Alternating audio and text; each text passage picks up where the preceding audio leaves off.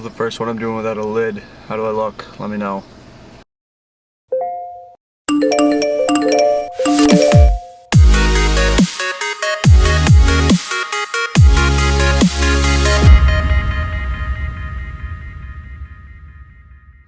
Alright, welcome back to Recaps. This one is episode 20. Yes, I had to look at my phone, I forgot. This is for Chirpin DMV. This one, it's not late, because they still haven't wrapped up their next 2-game series, but I'm a little behind. The trade deadline just happened. I'm going to be making a separate video about that, let me tell you. But anyways, let's just talk about this one quickly so I can get on to the next one here. These games are done with. Anyways, let's go. Game 1 against the Bruins. Daniel Carr is in. Sprong is out. Why? My one question, why? What are you gaining from this? He is objectively a worse player than Sprong. No offense, but like, he just is. Anyways, in this one, Bruins score early on a weak one. Wasn't a great goal. Pretty sure Vitek was in net for this one. Just not his fault, obviously, but just a weak goal. Then 10 minutes in, Ovi with a huge block shot. Love to be seeing that. Not even the playoffs. You got this guy blocking shots. Can you say committed? Then about 14 minutes in, hit the post like they always do against the Capitals, every team. And then also the Capitals take a penalty. Capitals kill it off. I think the stat at the time was the Bruins were 1 for 14 through all their games this season on the power play. Not bad, shutting down a team with Pastrnak, Marchand, Bergeron. It's not bad. That's a pretty good team to be shutting down on the power play. Seems like they could do some damage there. I don't know. And then there's this brutal bounce behind the net. Like Chara, I think it's Chara, goes to like rim it, hits something on the glass, pokes right out, wide open net, Bruins score. Such a joke. Coyle takes a penalty like right after, but the Capitals don't score on their power play chance. Then Ritchie and Hathaway go at it. I guess Hathaway was kind of trying to spark the boys. Decent fight. I wouldn't say that Hathaway won. I wouldn't say Ritchie smoked him either. Just a pretty good fight. Caps do get a power play for the slash though. In the first period, this was still all in the first period by the way, the Bruins have 18 shots, the Capitals only have 9. It's this problem again where they just aren't getting enough shots on net at all. Especially when the Bruins have this Swayman guy in net. Not that he's bad, but he's played like 2 games. Just pepper him. The Capitals go on the power play like 2 minutes into the second period. Just a bad idea. Marchand scores a disgusting shorthanded goal that we won't talk about anymore because we saw it enough on the highlight reels. The Capitals get a 5-on-3. Ovi scores classic 1T. Adds another goalie to his victim list. I think he's at like 146 different goalies he scored on. Also his 20th of the season, so I think he's however many years he's been in the league, 16, 20 goals every year. Fairly consistent, I'd say. Also officially second all-time in power play goals, passing Brett Hull. See you in the rear view, buds. And then immediately after, Oshie rips a 1T of his own. This guy's been hot lately, just fire. Capitals make it 3-2. Unfortunately, that's all they're going to score. Bruins get another one late in the game, and they secure the 4-2 win. Not a terrible game, but sort of a nothing game. Like, I don't know, it just seemed like the Bruins kind of had their number that game. The Capitals weren't going to get out of there with a win. It'll happen throughout the year, not going to get too down on them for it. But Game 2 against the Sabres, thank God they just put Sprong back in. Like, just get Daniel Carr off my hockey team, please. No offense again. I'm sure you're a great person. Would love to talk to you sometime, but I just don't need you in my lineup right now. We also got Vitek in the net for this one. Maybe Sammy started the last game. I could be wrong. I don't want to look it up right now. I'm sorry. I'm lazy. Hall was sitting out for this one in case he got traded. Wonder if he did, huh? I'm making the video pretty on time again. Pretty consistent. This was Oshie's 400th game as a Capital.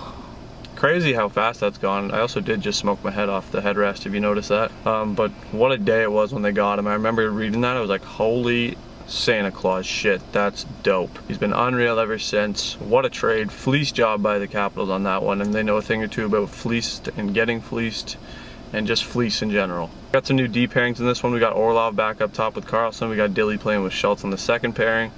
Seemed to have worked. Like 2 minutes in, Dilly lasers one past the Bruins goalie. Just a clean shot, kind of the fadeaway 1T, just a bomb. Second goal of the season, just a bump for him for coming on Chirpin DMV. The Chirpin DMV bump is real, and the Capitals have a 1-0 lead. Then not that long after, Hathaway is clearly interfered with and goes sliding into the goalie, takes the net off.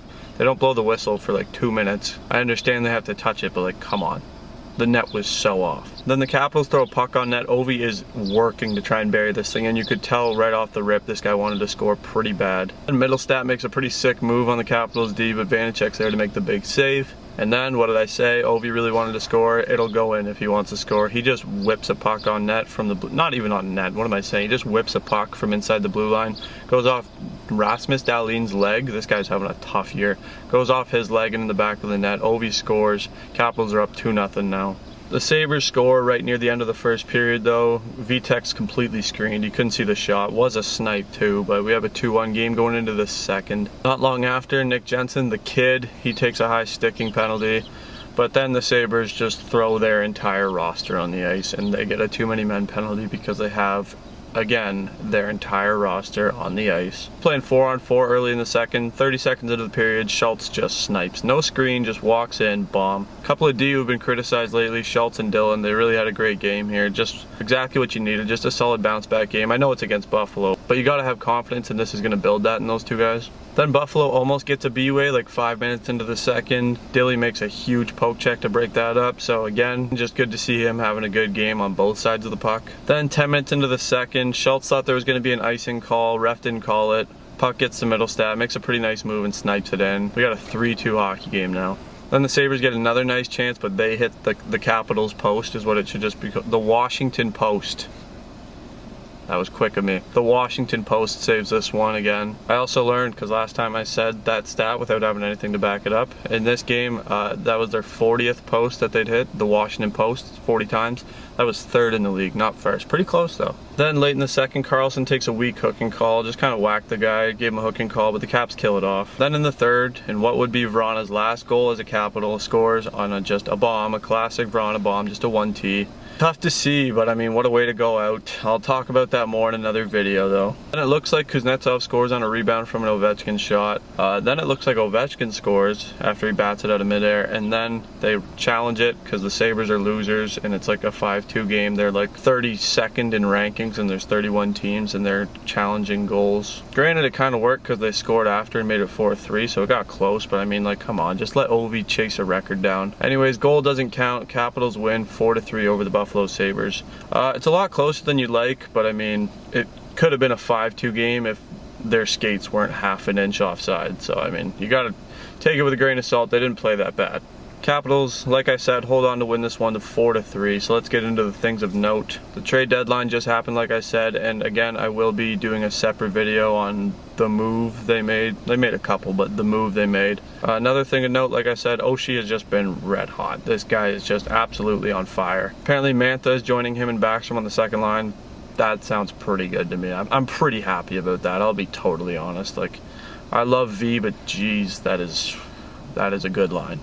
And final thing to note, Capitals don't get a goalie at the trade deadline. We're going into the playoffs with the two young guys and Craig back there in the taxi squad. So, you know, obviously they couldn't get a deal done, so they're saying they have confidence in them, or they actually have confidence in them. They're tied for first in their division. Goalies are a big part of that. Especially, I'm liking Vitek a lot. I think he should probably be the starter going in unless Sammy just goes on a run here in the final stretch. But other than that, that's it for this one. Thanks for watching. Stay tuned for my trade deadline video. That'll be going up shortly. We'll miss you, V. You're a stud.